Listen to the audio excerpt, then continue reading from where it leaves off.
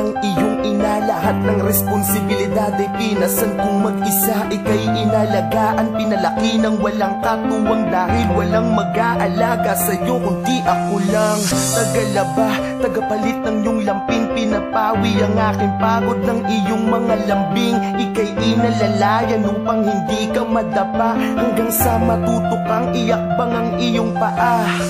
Mabilis na lumipas ang 3 taon, wala akong trabaho, kaya tayo ngayon'y nakabaon sa utang. Mas pinili ko kasing ika'y alagaan, sapagkat wala na akong malapitang kamag-anakan na maaring pag-iwan sa'yo upang makadiskarte. Pero ngayong malaki ka na, di na katulad dati. Sana unawain mong wala kailangan ko itong gawin, ang tiisin ka, sapagkat ito ay para sa'yo. Patawad sa'yo anak, sa lahat ng pagkukulang ko. Lahat ng ito'y hindi ko ginusto, sadyang mapait lang ang dinanas ko.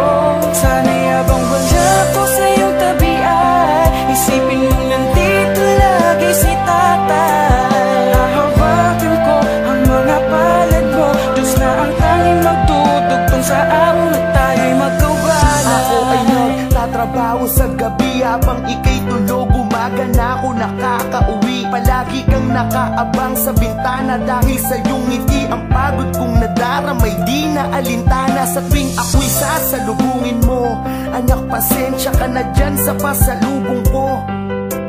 Yan lang kasi ang nakayanan ng tatay, kailangan nating magtipid. Naniningil na ang may-ari ng bahay, at malapit nang sumapit ang gabi, nalulungkot ako dahil sa iyong pagtulog ay wala kang katabi. Patawarin mo ko anak, kailangan kitang tiisin upang ang gutom ay hindi mo na muli pang indahin. Aalis na ako anak, bukas ay iyong kaarawan. Pangako bibilin ko ang iyong gustong laruan. Anak, pumikit ka na, matulog ka ng mahimbing. Pangako dala ko ang iyong regalo sa aking pagdating. Anak, patawad sa'yo anak, sa lahat ng pagkukulang ko.